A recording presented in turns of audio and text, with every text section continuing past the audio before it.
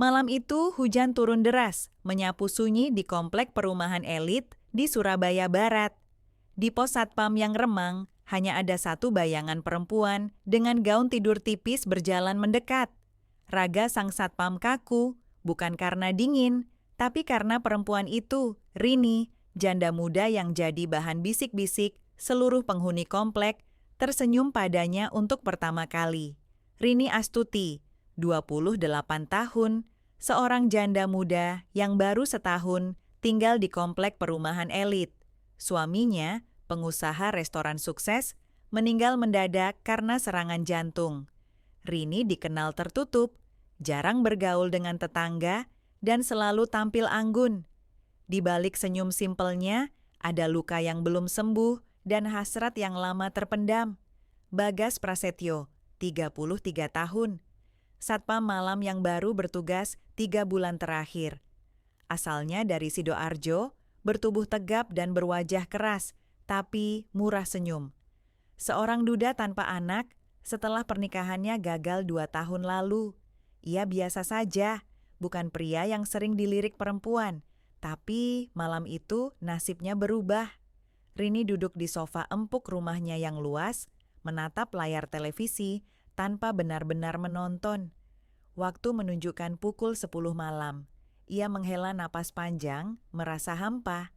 Sejak suaminya tiada, malam-malam terasa panjang dan kosong. Matanya melirik ke arah jendela, ke arah pos satpam di ujung jalan. Ada sosok yang duduk sendiri, membaca koran dengan penerangan lampu seadanya. Hatinya digelitik sesuatu yang tak bisa dijelaskan.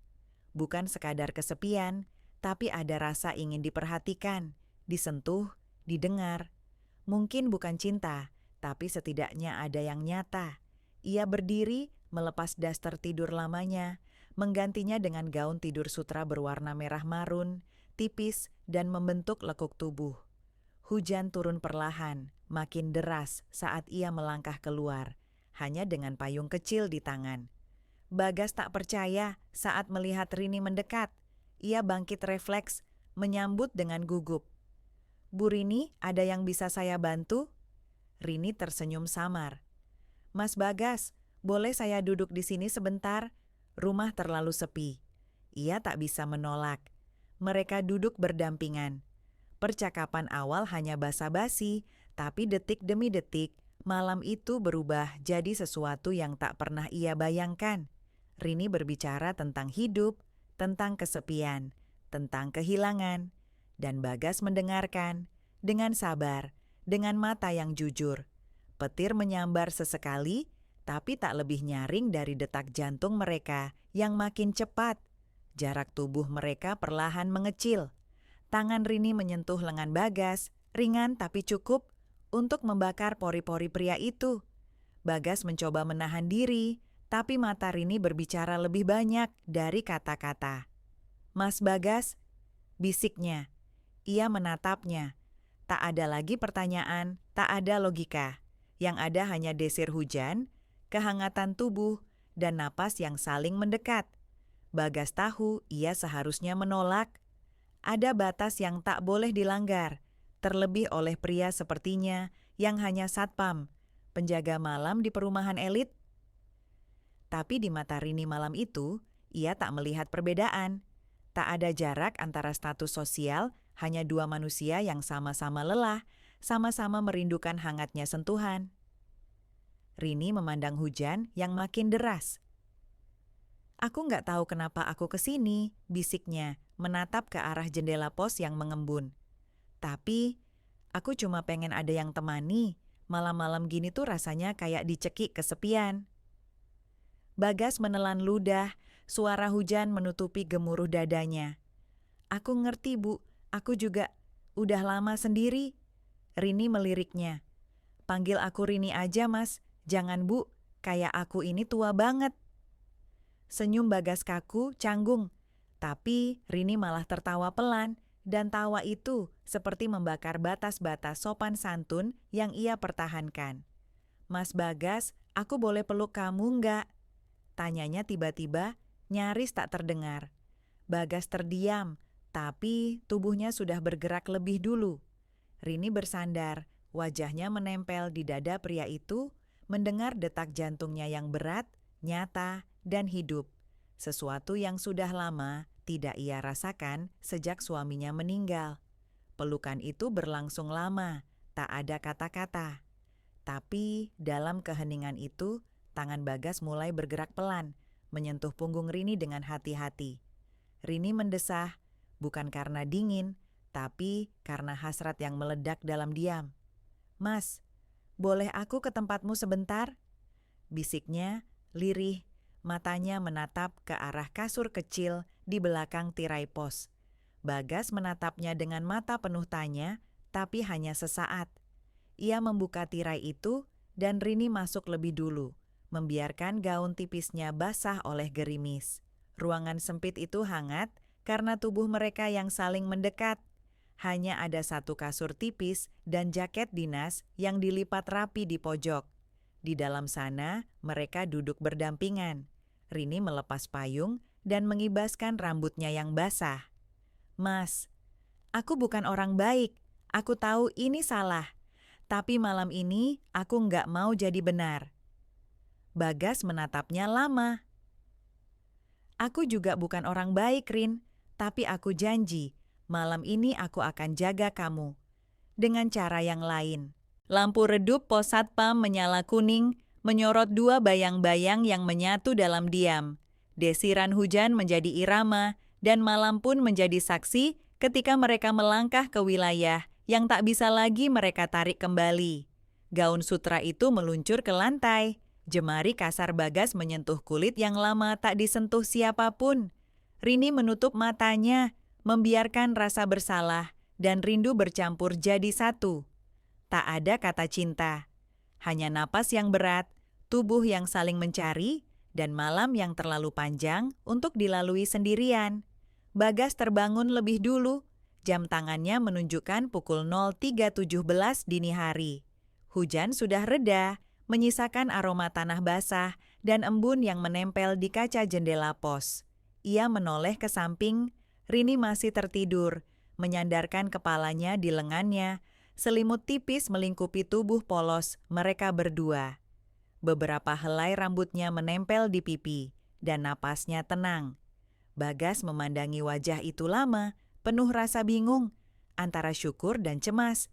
Ia tak pernah membayangkan akan begini, tak pernah berharap pula. Tapi semalam itu nyata. Rini perlahan membuka mata. Tatapan mereka bertemu, sunyi, tapi tak kaku. "Mas Bagas, aku nggak mimpi kan?" Bagas menggeleng pelan. "Nggak, ini beneran." Rini tersenyum kecil, tapi senyum itu cepat memudar. Ia menarik napas, duduk, dan menarik kembali gaunnya yang tergeletak di ujung kasur. Sambil mengenakannya perlahan, ia bergumam, "Aku harus balik sebelum subuh. Orang-orang sini tajam matanya." Bagas hanya diam. Ia tahu satu malam bisa merusak reputasi perempuan itu. Dan dirinya, siapa dia di mata mereka? Cuma satpam yang akan disalahkan pertama kalau semuanya terbongkar. Saat Rini berdiri, ia menatap Bagas satu kali lagi. Tatapan yang sulit ditebak antara takut, lega, dan sedikit getir. "Mas, kita nggak bisa ulangin ini lagi, tapi aku nggak nyesel." Bagas mengangguk. "Aku juga nggak."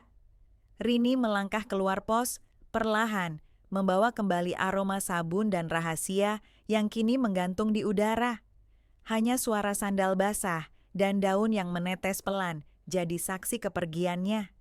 Bagas berdiri lama di ambang pintu pos, menatap jejak basah yang ditinggalkan Rini di atas paving block. Ia tahu itu bukan akhir, bukan juga awal, tapi sebuah celah kecil yang sekali terbuka, akan terus menganga, menunggu mereka jatuh ke dalamnya lagi. Dan di kejauhan, ayam mulai berkokok, kota perlahan bangun. Tapi malam itu, di hati mereka belum berakhir. 3 hari berlalu sejak malam hujan itu. Rini dan Bagas bertemu setiap hari, seperti biasa.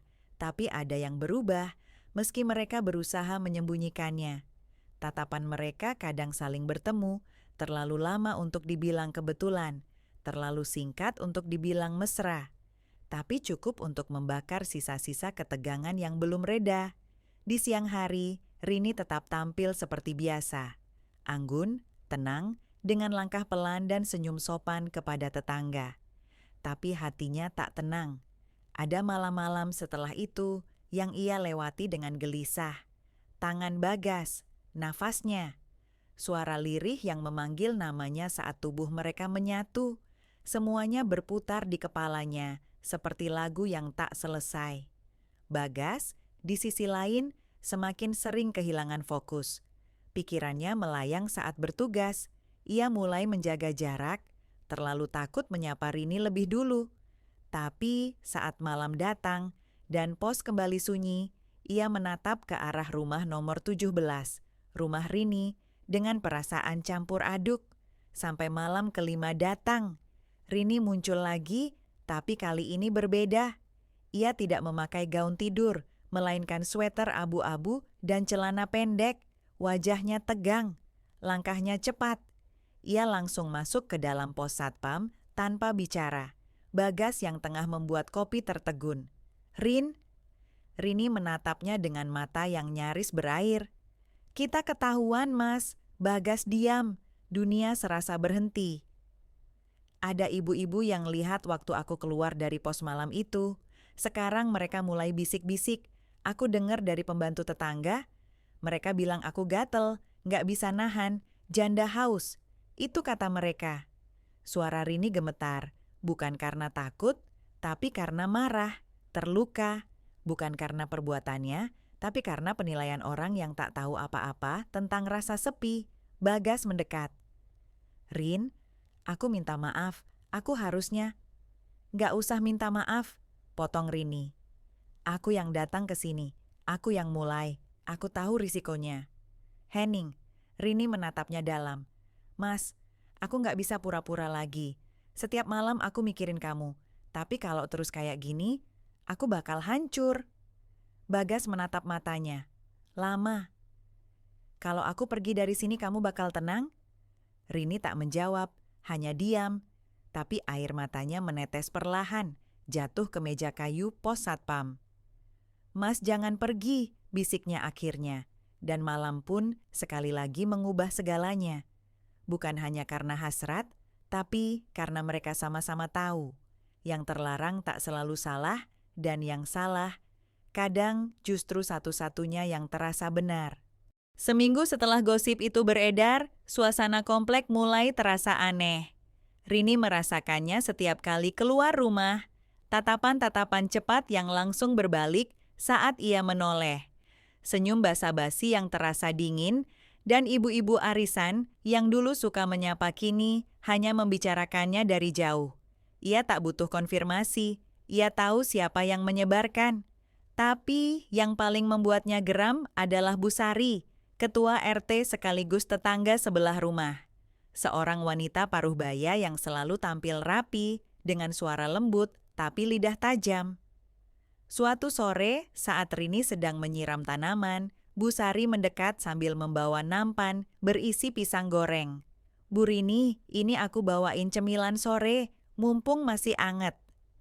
Rini menerima dengan sopan. Wah, makasih banyak, Bu. Tapi Bu Sari tak langsung pergi. Ia berdiri di pagar, menatap Rini dengan senyum yang seolah peduli.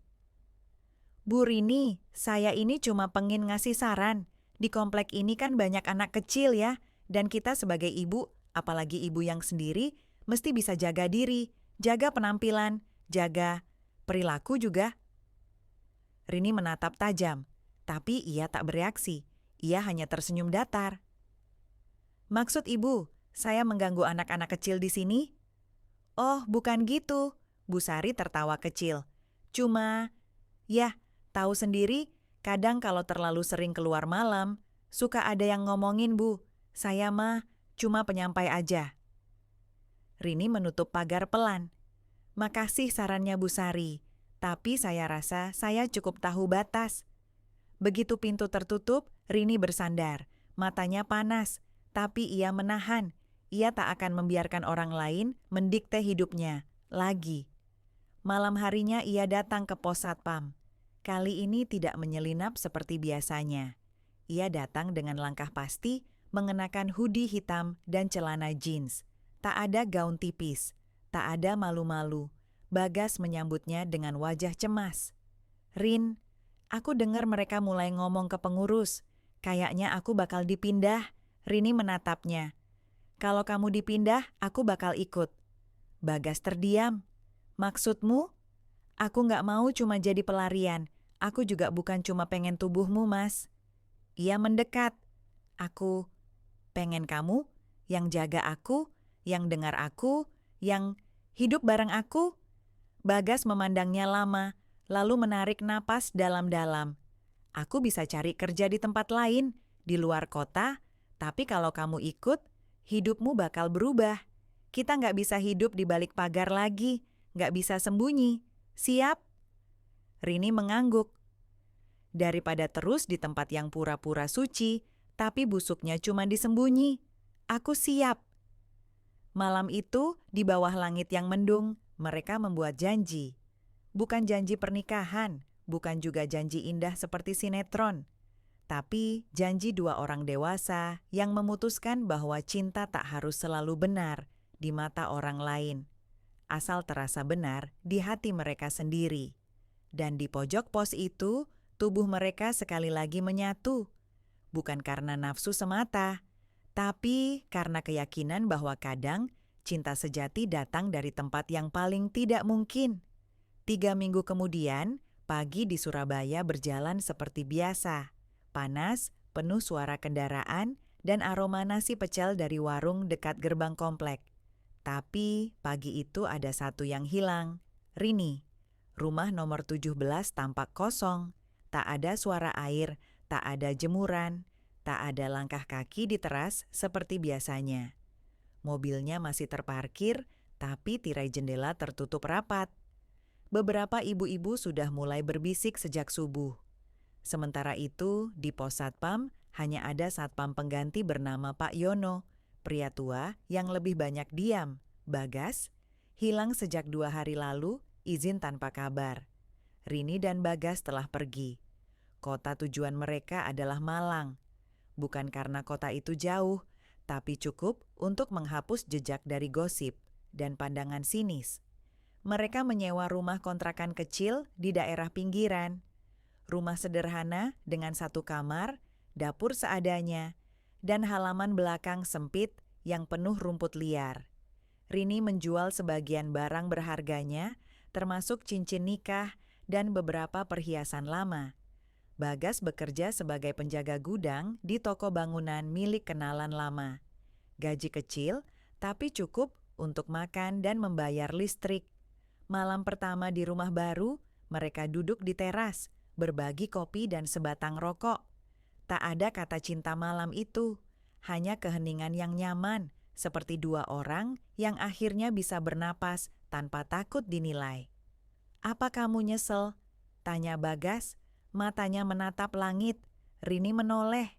"Nyesel kenapa? Tinggalin rumahmu, hidup nyamanmu." Rini tersenyum kecil. "Yang nyaman itu rumah, Mas, tapi hidupku di dalamnya nggak pernah nyaman." Mereka diam, hanya suara jangkrik dan denting gelas yang saling bersahutan. Tapi, seperti semua kisah asmara yang terlarang, bayang-bayang masa lalu tak tinggal diam. Suatu sore, ketika Rini sedang belanja di pasar kecil, seorang wanita menyapanya. Wajahnya asing, tapi tatapannya tidak. "Rini, ya?" katanya, senyum miring. "Wah, nggak nyangka ketemu di sini. Temen arisanku di komplek bilang kamu udah pindah. Katanya, lari sama satpam ya." Rini membeku, mulutnya kering. Wanita itu hanya tertawa kecil, lalu berjalan pergi, meninggalkan kata-kata yang mengiris seperti belati. Malamnya, Rini hanya duduk di kasur, diam. Bagas tahu sesuatu terjadi. "Mereka nemuin kamu?" "Bukan nemuin, tapi ngingetin." Ia menatap Bagas. "Kita bisa pindah dari tempat, Mas, tapi nggak bisa pindah dari omongan orang." Bagas menatapnya lama. "Kalau kamu mau pisah, aku ngerti. Aku nggak akan maksa." Rini menggeleng. Aku nggak lari dari mereka buat nyerah di tengah jalan. Kalau kita harus sembunyi selamanya, ya udah. Tapi setidaknya aku tahu siapa yang tidur di sebelahku tiap malam. Dan malam itu, mereka saling mendekap lagi dalam ruang kecil yang tak butuh pengakuan, hanya kejujuran. Namun, tak semua bisa diselesaikan dengan pelukan. Di luar, seseorang sedang memotret rumah mereka diam-diam dari balik pagar. Seseorang yang mengenal Rini.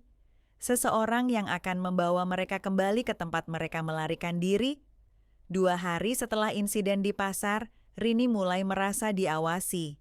Setiap sore, saat ia menyiram tanaman di belakang rumah kontrakan, ada bayangan samar di pojok gang. Tidak setiap hari orang yang sama, tapi ada pola. Orang asing yang lewat terlalu pelan, tatapan yang tertuju terlalu lama. Bagas pun mulai lebih gelisah. Setiap suara motor yang berhenti di depan rumah membuatnya melirik ke jendela dengan dada sesak. Dan kekhawatiran mereka bukan tanpa alasan. Malam itu saat hujan turun rintik-rintik, seseorang mengetuk pintu. Tok, tok, tok. Rini menoleh pada Bagas. Mereka tak sedang menunggu siapapun. Tak ada teman, tak ada keluarga. Bagas berdiri pelan, membuka pintu sambil menyembunyikan linggis kecil di belakang punggung. Seorang pria berdiri di sana. Rambut klimis, kemeja hitam rapi, tubuh tinggi dan wajah Jawa yang keras. Umurnya sekitar 40-an, dengan tatapan yang tak bisa ditebak. "Rini?" katanya datar. "Akhirnya ketemu juga." Rini memucat. "Ardi." Pria itu melangkah masuk tanpa undangan. Bagas berdiri siap, tapi Ardi hanya melirik dingin. "Aku nggak datang buat ribut, aku cuma pengen ngomong, berdua." Bagas menggertakkan gigi. "Siapa dia, Rin?" Rini menelan ludah. "Dia, abang dari almarhum suamiku." Ardi menatap Bagas. "Kamu yang bawa dia keluar dari hidup yang benar, ya?" "Berhenti," potong Rini. Suaranya gemetar tapi tegas. "Aku pergi karena hidupku nggak benar sejak suamiku mati. Keluarga kalian cuma peduli sama warisan dan reputasi, bukan aku." Ardi mendengus. "Rin, kamu kabur gitu aja, tinggalin rumah, warisan, aset. Kamu pikir keluarga nggak bakal nyari? Kami pikir kamu diculik. Ternyata kamu malah hidup bareng satpam." Bagas maju selangkah. "Jaga bicaramu, Mas." Ardi tertawa sinis. "Kamu pikir dia cinta kamu? Kamu cuma pelarian buat dia. Nanti juga dia bosan. Atau kamu yang bakal sadar, cinta doang nggak bisa beli nasi." Rini berdiri di tengah, memisahkan mereka. "Kalau kamu kesini buat ngajak aku balik, lupakan. Aku udah pilih jalanku." Ardi menatap adiknya lama. "Kamu bakal kehilangan semua hakmu. Rumah, tabungan, asuransi. Semua. Jangan harap ada bagian." Rini mendekat. "Ambil semua. Aku nggak butuh. Yang aku butuh cuma bisa tidur tanpa takut dikontrol. Bisa nangis tanpa disuruh kuat. Bisa cinta tanpa dituduh murahan."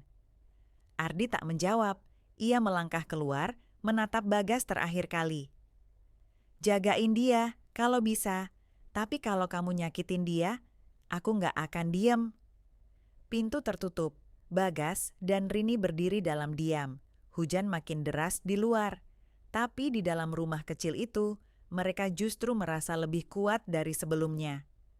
Malam itu, tubuh mereka menyatu bukan karena pelarian, tapi karena pilihan. Namun di tempat lain, di ruang keluarga rumah mewah di Surabaya, Ardi menatap layar ponselnya. Ia memutar ulang rekaman suara Rini dan membuka folder berlabel hak asuh dan keluarga. Rini tidak tahu, suaminya ternyata meninggalkan lebih dari sekadar warisan, dan hidup mereka yang baru akan segera diguncang oleh sesuatu yang tak pernah mereka duga. Malam itu, Rini tak bisa tidur. Meski tubuhnya bersandar di dada Bagas, pikirannya berkelana ke masa lalu yang sudah ia kunci rapat, atau setidaknya ia kira begitu. Nama Ardi muncul lagi, bersama semua trauma yang ia kubur setelah pemakaman suaminya 2 tahun lalu. ia ingat jelas bagaimana Ardi datang bukan sebagai pelindung, tapi sebagai pengendali. Mengatur kemana ia harus pindah, kapan harus menjual rumah, bagaimana ia harus berpenampilan sebagai janda. Dan yang paling menyakitkan, saat Ardi dengan dingin bilang, "Kamu itu cuma mantan istri, udah nggak ada hak atas keluarga kami." Tapi kini Ardi kembali, dan sepertinya tak cuma sekadar ingin mengambil Rini kembali. Keesokan paginya, saat Bagas sedang berangkat kerja, Rini membuka laptop lamanya. Ia belum pernah menyalakannya sejak pindah. Begitu masuk ke email, ia terkejut.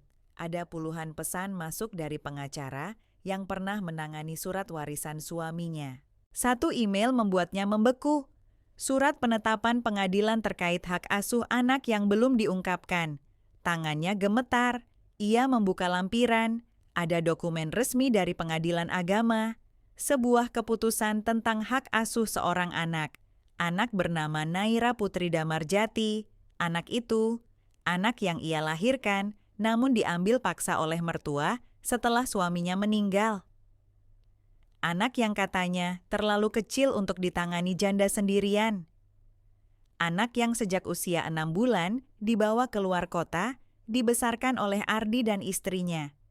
Anak yang kini sudah berumur 2 tahun setengah. Air mata Rini menetes satu-satu, jatuh ke meja kayu.